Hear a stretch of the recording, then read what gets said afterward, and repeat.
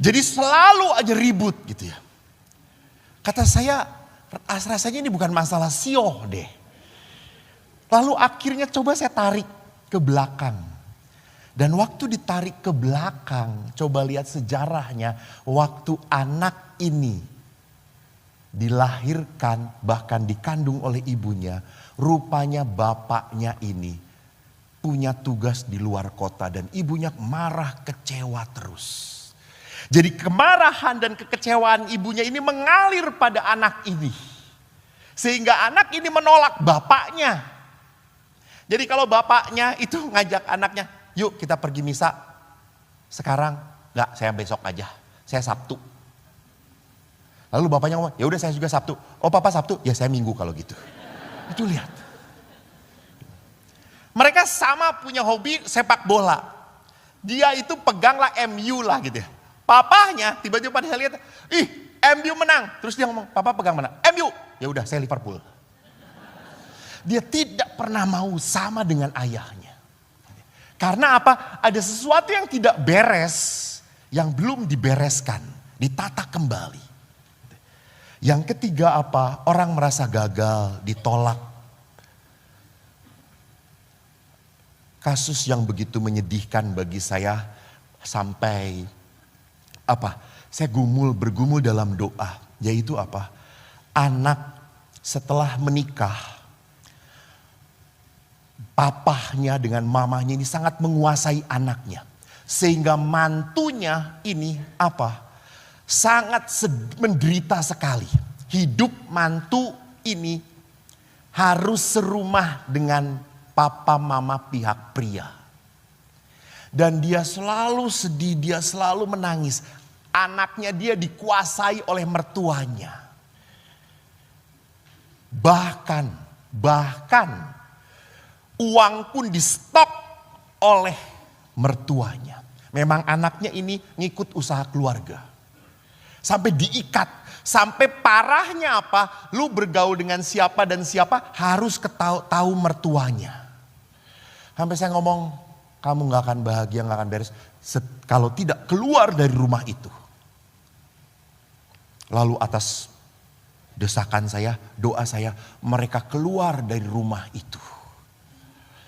Dan apa yang terjadi? Mertuanya langsung, saya terima sebagai anak lagi. Kamu tidak boleh kerja di rumah papahmu lagi.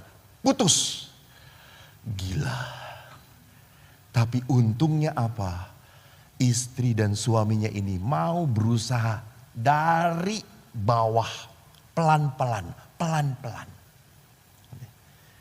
Jadi lihat di sini, dia merasa begitu kecewa. Orang tuanya sendiri begitu mengekang dia. Sampai gak bisa apa-apa. Seorang anak habis kuliah kedokteran. Sulit-sulit kedokteran itu. Habis lulus, dia ngomong, aku gak mau praktek. Dan dia serahkan ijazahnya kepada mama, Nima, aku selesai kedokteran. Kan mama yang ingin aku kedokteran. Saya mau buka kafe. Dia merasa Dia merasa semuanya diputuskan oleh orang tuanya. Kecewa. Dia tidak bisa menunjukkan apa yang dia mau, apa yang dia minta. Saya waktu kecil pun punya kekecewaan dengan ayah, betul. Ayah itu kan tidak pernah memuji saya. Apalagi nilai. Enggak mungkin. Apalagi matematika. Amburadul nilai matematikaku. Adikku pintar. Saya waktu kecil minta hadiah pada ayah. Ayah, Eko senang sepeda, ayah. Tolong belikan sepeda, ayah. Dan ayah berkata, kamu bisa nilai matematika 9, songo tak keipit. Saya beri sepeda. Lalu saya berkata, tekan gempa bumi jadi gak akan pernah bisa, kata saya itu. Lalu besoknya adik saya ngomong pada ayah, ayah saya minta sepeda ayah. Dek, kamu bisa matematika 9, tak beliin sepeda. Besoknya 10 coy. Dan ayah belikan sepeda adik saya, kurang ajar. Padahal dia belum bisa naik sepeda, saya sudah bisa. Marah, jengkel. Lalu ayah dengan seenaknya, kok ajari adikmu naik sepeda. Asem kata saya itu. Dan adik saya penakut, didorong dia nggak bisa-bisa, lama-lama jengkel. Terus di rumah kami tuh ada turunan tajam. Eko walaupun blow on smart, you know. Lalu saya ngomong, dek, biar cepet pinter, kita naik ke atas dek. Terus mas, kamu gak perlu goseh, ngikutin aja dek. Lalu saya naik ke atas, dia percaya pada saya, padahal matematikanya 9. Percaya pada matematikanya telu, etanra gitu ya. Karena saya punya karisma Roh Kudus, saudara-saudara. Lalu sudah sampai atas, saya dorong itu adik saya sekencang-kencangnya. Dan apa yang terjadi? Adik masuk got. Sepeda rusak. Dan saya pulang ditempeleng oleh ayah. Saya begitu sakit hatinya, saya begitu kecewanya. Saya tidak bisa mendapatkan pujian dari ayah. Sampai setelah jadi pastor pun, saya masih punya kemarahan. Saya masih punya kejengkelan. Sehingga jelas kalau saya kemana-mana ziarah, saya kasih ibu saya yang mahal. Karena I love my mom. Saya pernah beli liontin $500 untuk ibu, liontin Bunda Maria. Ibu saya cinta Bunda Maria. Saya belikan. Lalu bapak datang, aku apa kok? Rosario. Berapa itu? $1.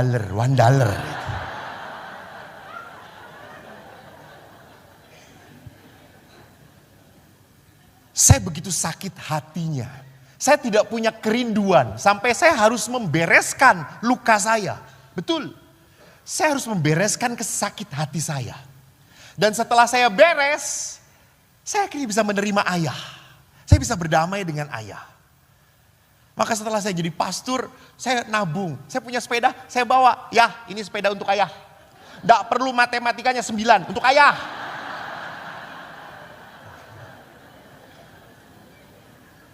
Lalu kemarin ini lucu, 2 bulan yang lalu ayah saya sudah 82 tahun. Lalu mengeluh, kok saiki aku kira krungu apa-apa kok. Kenapa? Budek. Padahal ibu sudah meninggal berapa 13 tahun yang lalu. Budeknya tambah parah. Biasanya kan kalau budek tuh kalau dengan istri toh itu budek terus gitu ngomongin terus. Lalu kata saya, aku mau beli hearing aids. Dan bapak itu selalu mengeluh. Bapak itu sekarang setelah pensiun suka tanam-tanam. Tomat, cabe. Terus dia tuh suka marah-marah. Aku ki jengkel. Tomate, cabe, entek hilang. Dicuri. Terus saya ngomong, bukan dicuri pak. Tetangga itu ngambil ngomong, Pak D minta. Bapak budek rakrungu. Mereka baik minta izin, meng bapak rakrungu. Lalu bapak saya, ya wes aku mau tuku. Ya udah kan bapak sudah punya uang. Kata saya tuh, mahal kok. Berapa? 14 juta. Terus saya pikir 7 juta. Lah untuk apa 7 juta? Untuk gigiku. Jadi habis giginya. Ya udah pak, satu-satu lah pak. Akhirnya beliau beli hearing aids. Dia senang. Iya kok. Rupanya tetangga kalau ambil cabai ngomong kok. Nah, saya ini kerungu saya gitu ya.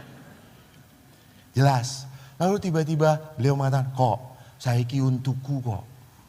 Aku mangan raiso meng dimut. Terus mau beli gigiran dedet. Terus saya berkata, ya udah pak, nanti saya belikan. Eko belikan.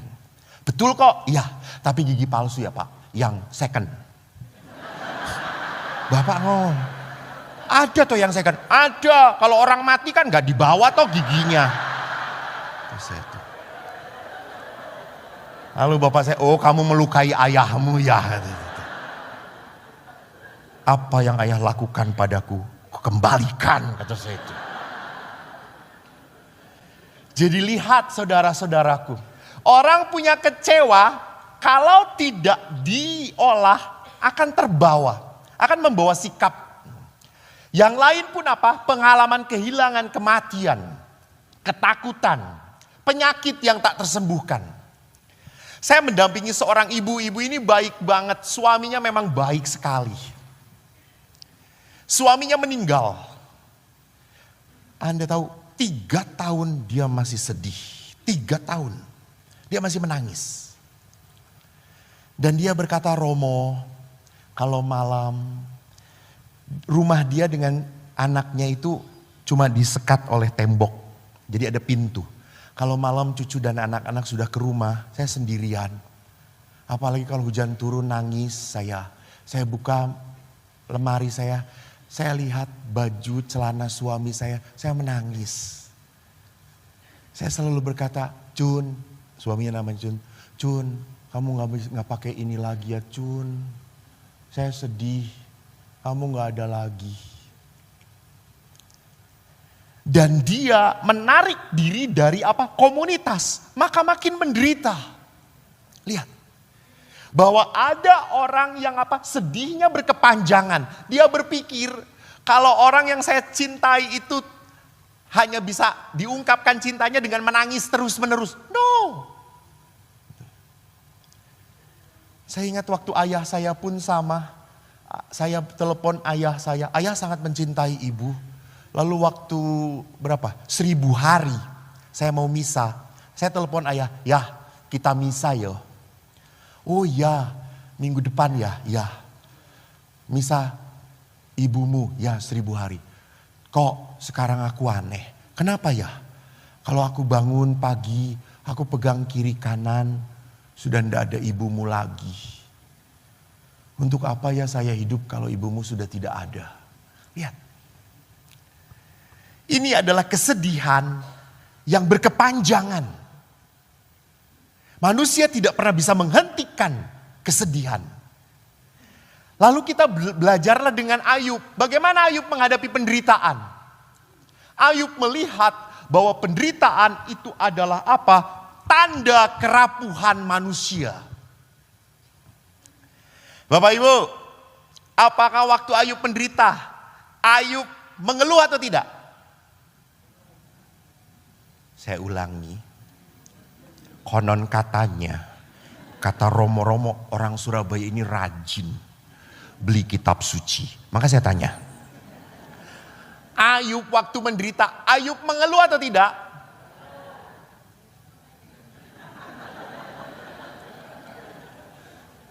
Ayub mengeluh atau tidak?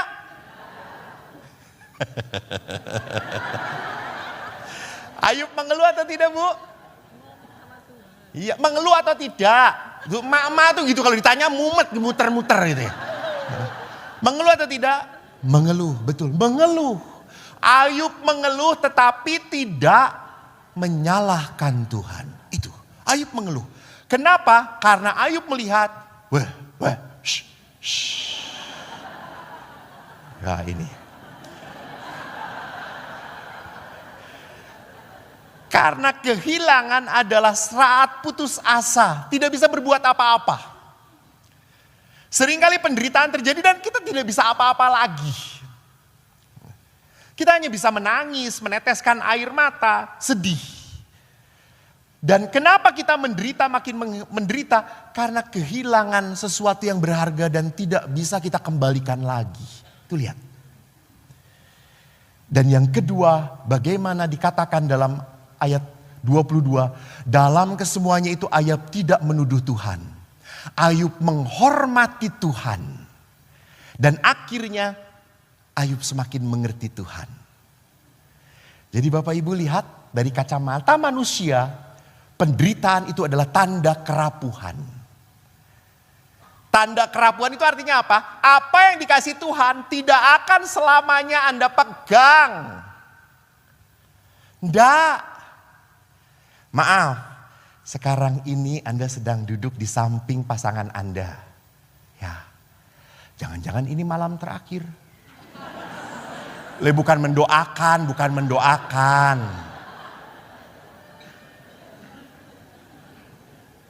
Maka pegangin sekarang, ibu langsung pegangin. Loh, itulah kehidupan, come and go. Tidak ada sesuatu pun yang Anda miliki bisa Anda pegang untuk selama-lamanya. Tidak. Maka saya kemarin ditanya sama para pegawai saya, Romo, dia tahu saya itu jarang di rumah. Pergi kemarin baru dari mana? Dari Eropa, saya bawa ziarah. Habis dari ziarah saya ke Jogja. Dari Jogja saya Jakarta. Dari Jakarta ke Bandung. Bandung, Surabaya. Minggu depan saya ke Perth, muter. Sampai pegawai ngomong, Romo tuh gak capek. Ya capek. Nah, terus ngapain kamu kayak gitu? Ngumpung laku coy.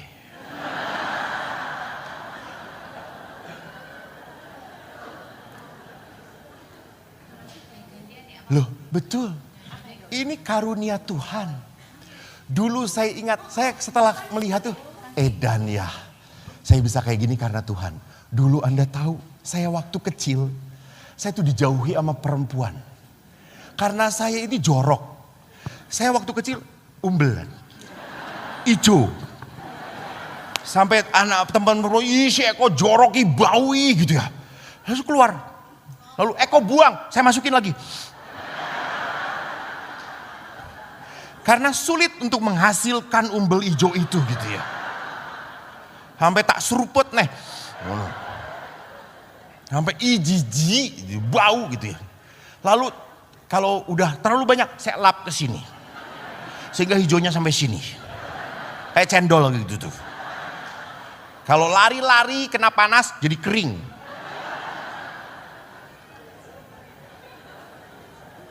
Hobi saya ngejar layangan. Hobi saya sejak kecil mandi dengan kerbau. Sawah main tidak pakai sepatu, nggak pakai sendal. Saya kalau pakai baju cuma atasnya doang yang dikancingin. Ini nggak pernah saya kancingin. 2 kali saya digigit anjing. Maka sekarang masih rabies saya ini gitu ya. Sampai orang-orang tuh jijik gitu. Tapi sekarang semua ibu-ibu ingin dipotret dengan saya. Tadi juga orang sedang berdoa gitu. Pastor potret dulu. Ya Allah, kata saya nggak tahu sedang berdoa. Yesus, lihat. Saya tahu suatu saat saya tidak bisa memberi khotbah. Saya palingnya saudara gitu ya. Yesus lahir. Saya yakin PDA Villa nggak akan pernah cari saya. So what I want to say, dalam kehidupan semua ada waktunya. Ada waktunya. Anda nikmati sebelum kehilangan. Anda nikmati sebelum kehilangan. Jangan setelah kehilangan baru menyesal. Tolol, sorry. Blow on. Jadi hidup itu rapuh. Bukan tergantung Anda, tergantung sang pemberi kehidupan. Maka yang kedua, kita harus semakin mengerti Tuhan. Ada saatnya Tuhan memberi, ada saatnya Tuhan kita pegang. Jadi doa itu seperti apa? Doa itu ibu lagi. Tangan ibu ke atas begini bu. Maaf lebih tinggi, maaf. Membuka. Doa itu seperti apa? Allah memberi sesuatu. Dan bisa terjadi sesuatu itu adalah hal yang paling sulit saya hadapi. Dan Anda harus pegang, Anda harus nikmati. Doa juga bisa seperti apa? Allah mengambil sesuatu yang terbaik dalam hidup Anda. Dan Anda harus pegang, Anda harus nikmati. That is life. Saya harus belajar untuk tahu kapan saatnya menikmati, kapan saatnya kehilangan, melepaskan. Maka ibu-ibu kolekte jangan pelit.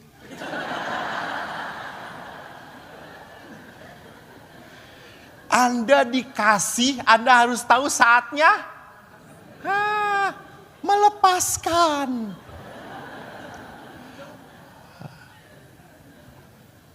Nah, ini lagi deh. Nah, menarik. Saya tertarik untuk belajar dari Paus Fransiskus. Paus Fransiskus dalam khotbahnya di Kapel Domus Sancte Marte Vatikan di bulan Misa Sabtu 28. Bulan 9 itu bulan apa? September. Kelihatannya blonnya gue. Dikatakan apa? Mintalah rahmat yang kalian butuhkan dalam upaya untuk tidak melarikan diri dari salib. Tidak melarikan diri dari salib. Paulus mengatakan itu. Rahmat artinya apa? Saya itu hanya bisa bertahan, kuat, setia dalam penderitaan kalau ada apa? Pertolongan dari Tuhan, rahmat. Saya tuh hanya kuat kalau Tuhan menyertai itu. Maka dalam janji perkawinan Katolik itu hebat. Saya, Eko, memilih engkau Juminten untuk menjadi istriku. Aku akan setia mengabdikan diri padamu dalam untung dan malang, di waktu sehat dan sakit, sampai mati. Ingat, janji ini hanya bisa Anda penuhi kalau Anda beserta Tuhan. Amin atau tidak? Kalau tidak beserta Tuhan, baru 3 tahun juga, Tuhan, dia rahmat, ambil sajalah. Apa yang berasal dari Tuhan, ku kembalikan pada Tuhan. Tuhan akan berkata, enak Jadi saudaraku, sekali lagi para pastor pun bertahan karena apa? Bersama Tuhan. Bersama Tuhan. Kalau tidak bersama Tuhan, saya diingatkan oleh pastor pembimbing saya waktu tahbisan, kok ingat, kamu imam tidak boleh hati kamu kosong. Harus dipenuhi Tuhan. Pada saat hatimu kosong, tante akan masuk ke dalamnya.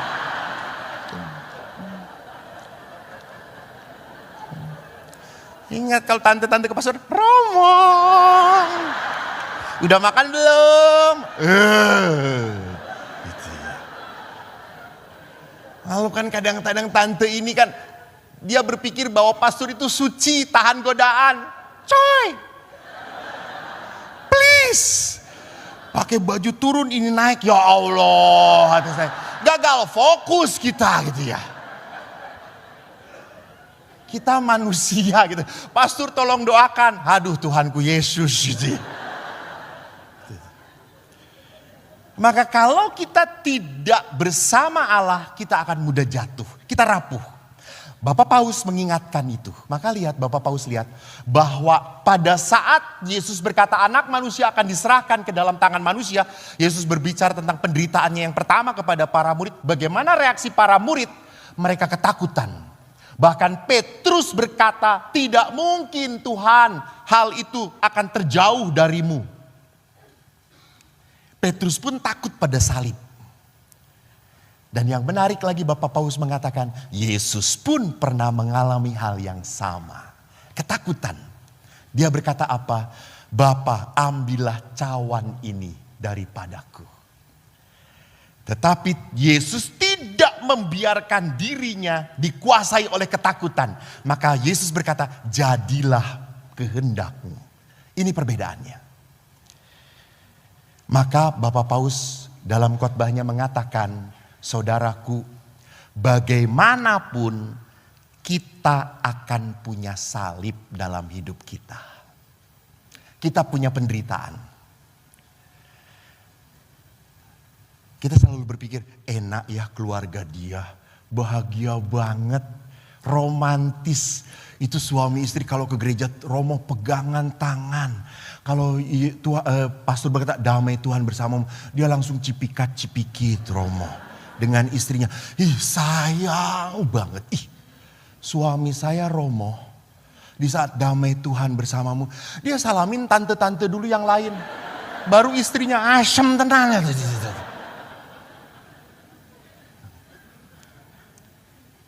Bapak Ibu, jangan pernah berpikir bahwa tidak ada manusia yang tidak punya salib. No, setiap orang punya salibnya, punya penderitaannya. Jadi kalau Anda merasa hidupku susah, hidupku penuh penderitaan, hidup kok susah ya, kok menderita ya, kok saya sedih ya. It's okay, it's okay. Anda masih manusia. Kalau Anda sampai, saya kok bahagia terus ya, saya tidak pernah menderita ya, saya suka cita terus ya, Anda gila.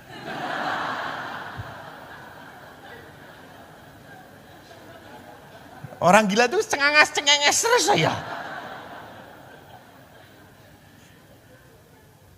Nah, mari kita lihat kata-kata terakhir dari Yesus waktu Yesus bertanya kepada Petrus, apakah engkau mencintai aku? Dan Yesus berkata, engkau akan mengulurkan tangan dan orang lain akan mengikat engkau dan membawa engkau ke tempat yang tidak kau kehendaki. Apa itu? Salib. Salib. Adalah sesuatu yang tidak kita pilih. Kita tidak bisa terima atau enggak ya. Blek. Blek. Pada saat kita tidak terima, maka penderitaan itu makin berat. Makin berat. Tapi pada saat Anda terima, apa yang terjadi? Kok ada sukacita? Maka bagaimana penderitaan yang membawa air mata itu membawa rahmat sukacita? Saudaraku, kembalilah kepada apa yang dikatakan Yesus. Dalam Injil Matius 11. Marilah kepadaku. Kamu semua yang letih dan lesu dan berbeban berat. Ini undangan. Yesus menawarkan apa dalam hidup kita?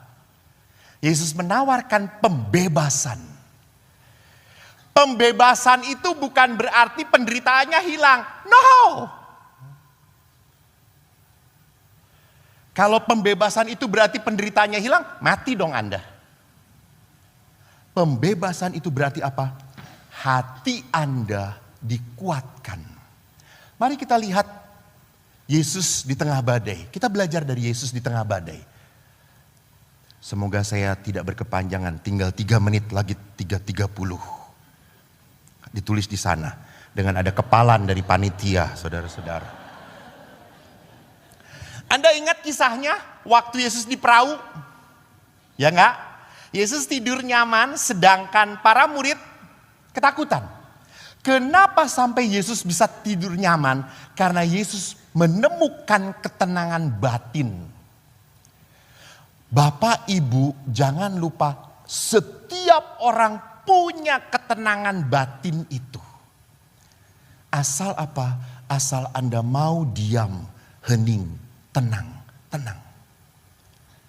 Maka Anda akan punya koneksi dengan Tuhan.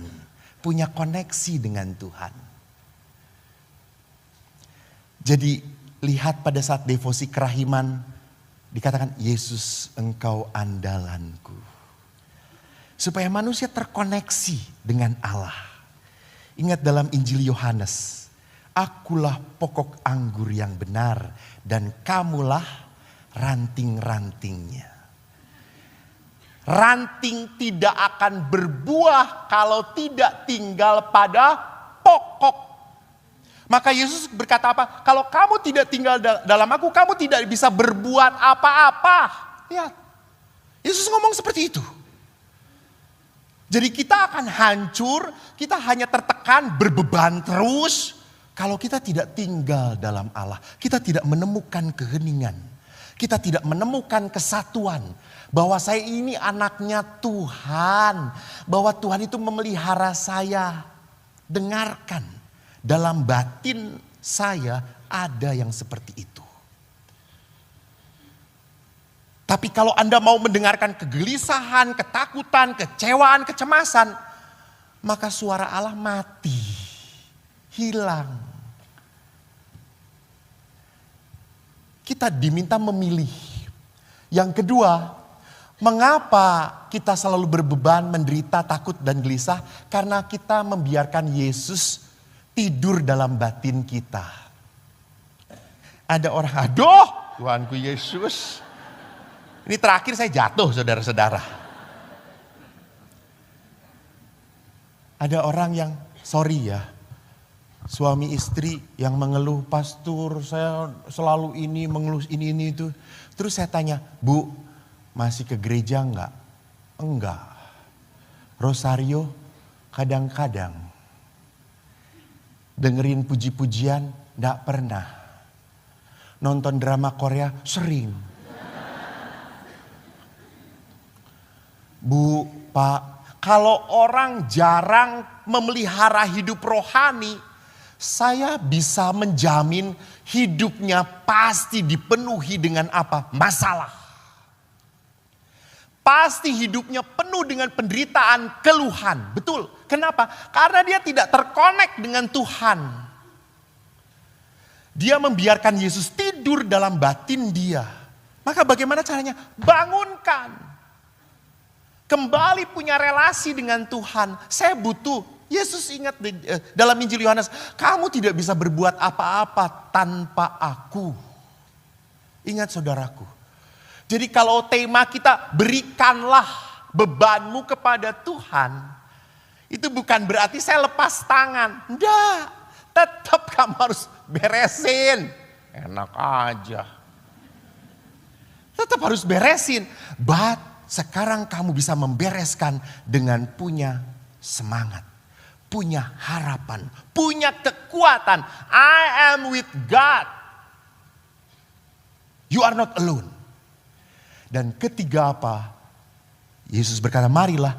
Yesus itu memberikan apa? Penyembuhan. Damai.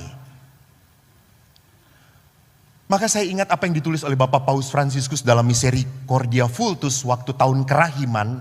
Dikatakan, buanglah kemarahan, kekerasan, balas dendam. Supaya hidupmu penuh sukacita. Jadi kalau isi batin kita ini hanya marah, murka, balas dendam, jengkel.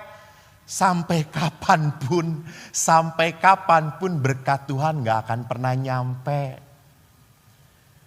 Sukacita Tuhan gak akan pernah dirasakan. Karena Anda apa? Tenggelam di dalam penderitaanmu. Tenggelam dalam bebanmu. Siapa yang membuat tenggelam? Tuhan? No. You. Anda sendiri. Anda tidak mau apa? Melepaskan. Yesus berkata, marilah padaku. Maka saudara-saudaraku, hari ini kita akan menutup kebangunan rohani dengan adorasi dan pendoaan. Dalam adorasi, saudaraku, Paus Yohanes Paulus pernah berkata, Ekaristi dan misa dan di luar misa adalah di misa dan di luar misa adalah tubuh dan darah Yesus Kristus.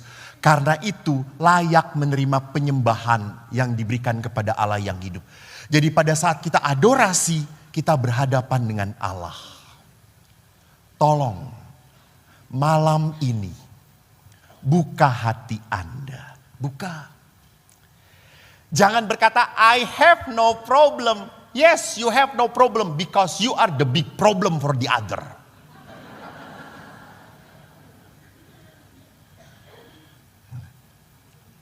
Ibu-ibu, bapak-bapak, pernah nggak Anda datang ke dokter? Lalu Anda berkata, dok saya sakit. Lalu dokter berkata, sakit apa? Ayo tebak, sakit apa saya? Dokter pada mengatakan, kamu sinting.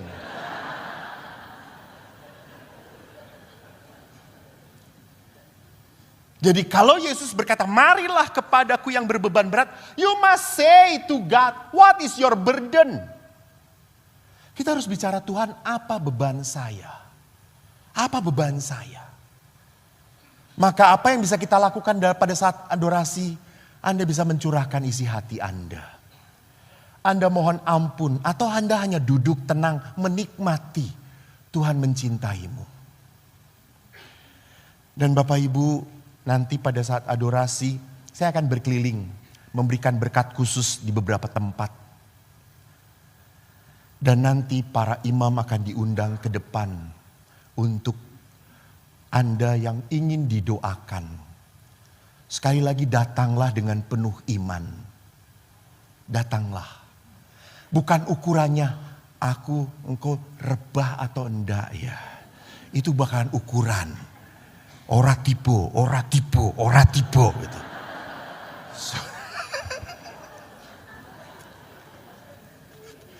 Ikuti batin Anda gitu. Ikuti batin Anda. Ikuti hati Anda.